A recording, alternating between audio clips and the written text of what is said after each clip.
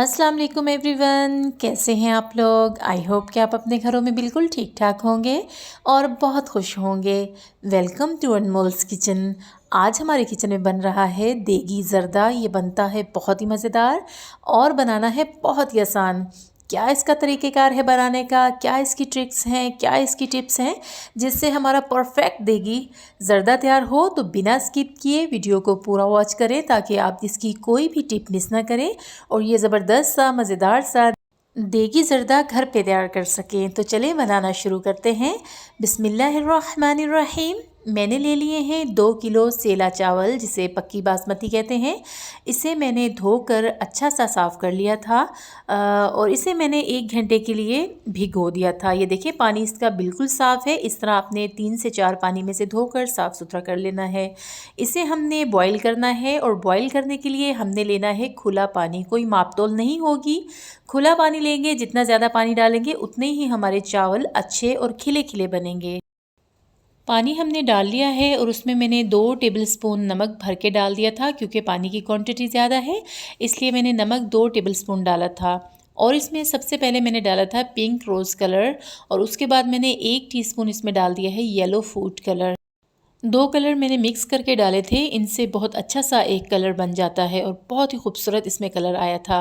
पानी को हमने गर्म कर लिया है। ये देखें थोड़ा सा मुझे पिंक कलर कम लगा था तो मैंने आधी टीस्पून इसमें और डाल दिया था। ये लिक्विड फूड कलर है, जिस तरह का आपके पास अवेलेबल हो वो आप डाल सकते हैं। अगर नहीं है पिंक कलर तो कोई मसला नहीं है, आप yellow food colour double quantity कर सकते हैं और अच्छा सा इसमें कलर ला सकते हैं। पानी हमारा हो गया है बॉयल, इसमें बबल्स आना शुरू हो गए हैं। अब हमने इसमें राइस ऐड कर देने हैं और अच्छी तरह से हमने उनको एक दफ़ा हिला लेना है। जब चावल हम पानी में डालते हैं गर्म पानी में तो उसे एक दफ़ा चम्मच ज़रूर हिला दिया करें, वरना उसमें गुठलियाँ बन जाती हैं और चावल हमारे जो अलग अलग नहीं बनते, गुठलियाँ जो हैं वो फिर खुलती नहीं हैं। इसलिए अच्छी तरह से हिला देंगे, ज़्यादा हिलाने की ज़रूरत नहीं है। अब जब इसमें बॉयल आएगा तब हम इसे दोबारा हिला देंगे। थोड़े से मैंने बीच में ड्राई फ्रूट डाल दिए थे, जो आपको पसंद हो वो आप डाल सकते हैं। मैंने किशमिश डाल दी थी और थोड़ा सा खोपरा डाल दिया था। चावल हमारे माशाअल्लाह अल्हम्दुलिल्लाह हो गए हैं और इन चावलों को हमने फुल डन करना है। इनमें 1 कनी या 2 कनी का चक्कर नहीं है, फुल डन करते हैं सेला चावल को, क्योंकि जब हम चाशनी तैयार करेंगे तो ये उसमें भी पकेंगे और फिर अगर हम कोई कनी रखेंगे बीच में तो हमारे चावल बहुत ज़्यादा अकड़ जाएंगे। इसलिए फुल डन करके चावलों को हमने स्ट्रेन करना है।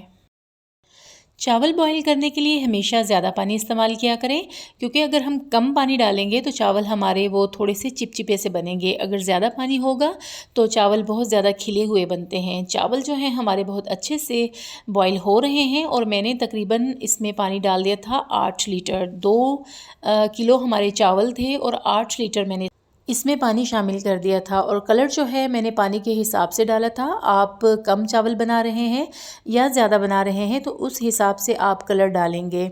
तो उसकी कोई वो क्वांटिटी मैं नहीं बता रही आपको, क्योंकि पानी के हिसाब से कलर डाला जाता है। तो मेरा जो था पानी 8 लीटर था तो उस हिसाब से मैंने पानी ज़्यादा डाला था और मुझे चावलों का कलर भी थोड़ा सा डार्क चाहिए था, तो इसलिए मैंने 2 कलरों को मिक्स करके डाला तो उससे बहुत अच्छा सा कलर आ गया था। चावल हमारे फुल डन हो गए हैं और मैंने कर लिए हैं स्ट्रेन।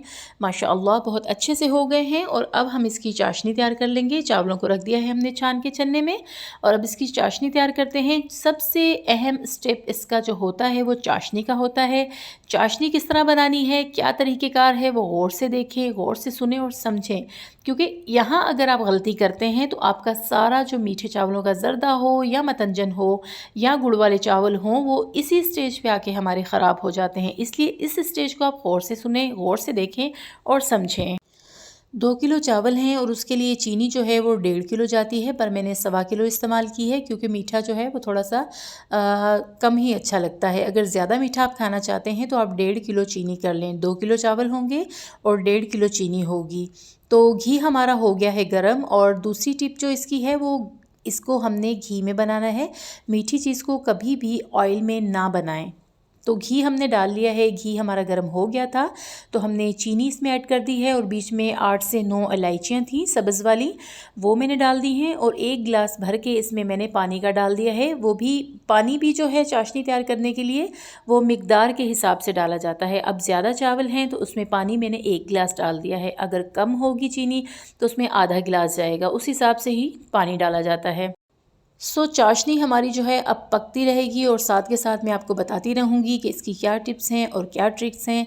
मैं आपसे एक बात शेयर करना चाहती हूँ कि फ़लस्तीन में जो जंग लगी हुई है हम उसके लिए क्या कर सकते हैं। हम जाके जंग तो नहीं लड़ सकते, हाँ हमारे जो हाथ में है हम जो कर सकते हैं वो हमें करना चाहिए। हम क्या कर सकते हैं कि जो इस्राएली मसनूआत हैं उनका बायकॉट कर सकते हैं। मैंने सारी इस्राएली चीज़ों का बायकॉट कर दिया है। आज के बाद मैं लोकल ब्रांड इस्तेमाल करूँगी पाकिस्तान में जो होती हैं, ताकि हमारे पाकिस्तान को इसका फ़ायदा हो। हम इस्राएली जो ब्रांड्स इस्तेमाल कर कर के ख़ुद भी यहूदी ही बनते जा रहे हैं। तो इसलिए खुदारा अपने फ़लस्तीनी बहन भाइयों के लिए दुआ किया करें, जो कर सकते हैं करें। उनकी इस्राएलियों की जो चीज़ें हैं, उनकी प्रोडक्ट्स जो हैं उनका बॉयकॉट कर दें, कुछ तो फ़ायदा हो। और अपनी हर नमाज में अपने फ़लस्तीनी मुसलमान बहन भाई बच्चों के लिए ज़रूर दुआ किया करें और गिड़गड़ा के दुआ किया करें।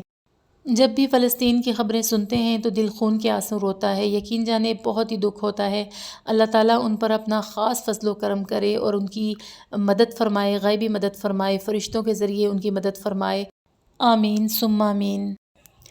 चाशनी जो है हमारी रेडी हो गई है, ये देखें इसमें तार बनना शुरू हो गई है। इस तरह की जब तार बनना शुरू हो जाएगी तो इसका मतलब है कि हमारी चाशनी रेडी हो गई है। इससे ज़्यादा हम इसे नहीं पकाएंगे। हल्का सा चाशनी ने अपना कलर भी चेंज कर लिया है और इससे ज़्यादा अगर हम पकाएंगे तो हमारे चावल जो हैं बहुत ज़्यादा अकड़ जाएंगे। अब हमारी चाशनी हो गई है रेडी। इसमें हमने डाल देना है चावलों को, सारे चावल इसमें डाल देंगे। प्लेट से मैं चावलों को डाल रही हूँ क्योंकि चावल ज़्यादा हैं तो स्पून से देर लग जाएगी, इसलिए प्लेट से आप डाल लें।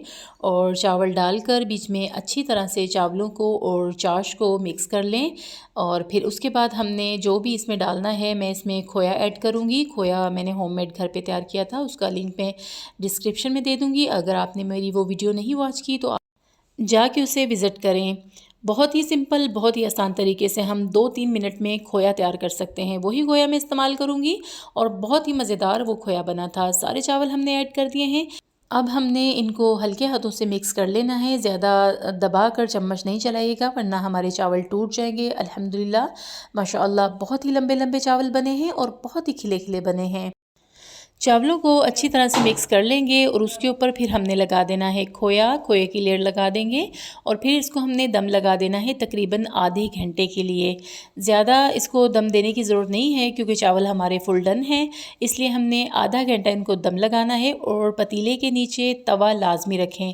तवा इस तरह का रखिएगा नीचे से बिल्कुल सीधा हो। अगर गहराई वाला तवा रखेंगे तो वो दम अच्छा नहीं आता और टाइम भी ज़्यादा लग जाता है। अगर हम सीधा तवा रखेंगे तो उससे दम बहुत अच्छा सा लग जाता है। मीडियम टू लो फ्लेम रखेंगे हम दम लगाने के लिए। खोया हमने ऊपर लगा देना है। खोया बना के मैंने डीप फ्रीज़र में रखा हुआ था और ये जमा हुआ है। जब हम ऊपर लगा देंगे तो बहुत अच्छा सा स्टीम से ये नरम व मुलायम सा हो जाएगा। तो अब ऊपर लगा देते हैं खोए की लेयर। अल्हम्दुलिल्लाह बहुत ही खूबसूरत लग रहा है और क्रीम और ऑरेंज का कॉम्बिनेशन बहुत अच्छा लग रहा है। इसे हम दम लगाएंगे आधे घंटे के लिए और आधे घंटे के बाद दिखाते हैं कि ये कैसा लग रहा है। किचन टॉवल जो होता है या किचन रुमाल जो होता है वो मैंने पानी से अच्छी तरह से गीला कर लिया था और उसको मैंने ढक्कन पे अच्छी तरह से लपेट दिया था। ऊपर थोड़ा सा मैंने वज़न रख दिया था, इस तरह दम बहुत अच्छा सा आ जाता है। आधा घंटा हो गया है और दम मैंने खोल दिया है। अल्हम्दुलिल्लाह माशाअल्लाह बहुत अच्छे से हमारे राइस तैयार हो गए हैं। इनको करेंगे अच्छी तरह से मिक्स और करेंगे डिश आउट। बहुत ही मज़ेदार, बहुत ही लजीज हमारा देगी ज़र्दा हो गया है तैयार। अच्छी तरह से मिक्स कर लेंगे और इसे करते हैं डिश आउट और दिखाते हैं आपको इसका फ़ाइनल लुक कि ये कैसे लग रहे हैं। अगर आपको मेरी रेसिपी पसंद आई हो तो इसे ज़रूर ट्राई करें और इसे अपने फैमिली फ्रेंड्स में करें शेयर। इसी के साथ मैं चाहूँगी आपसे इजाज़त। अल्लाह ताला आपको दुनिया और आखिरत की भलाइयाँ अता फ़रमाए और अल्लाह ताला आपको दुनिया और आखिरत की रुसवाइयों से अपने हिफ्ज़ व अमान में रखे और अल्लाह ताला हमारे फ़लस्तीनी मुसलमानों पर अपना ख़ास फ़ज़्ल व करम करे। इसी दुआ के साथ करते हैं एंड। मुझे रखिएगा दुआओं में याद और मेरे चैनल को करें subscribe, thumbs up and share. अल्लाह हाफिज़ जी, बाय बाय।